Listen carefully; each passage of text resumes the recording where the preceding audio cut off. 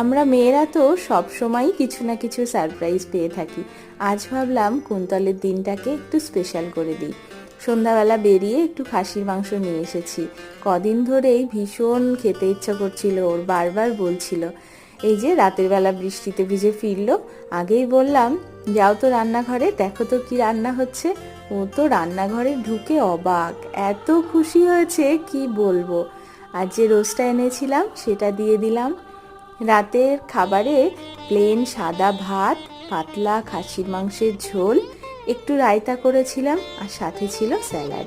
ব্যাস, খাসির মাংসের এরকম পাতলা ঝোল হলে আর কিচ্ছু চাই না।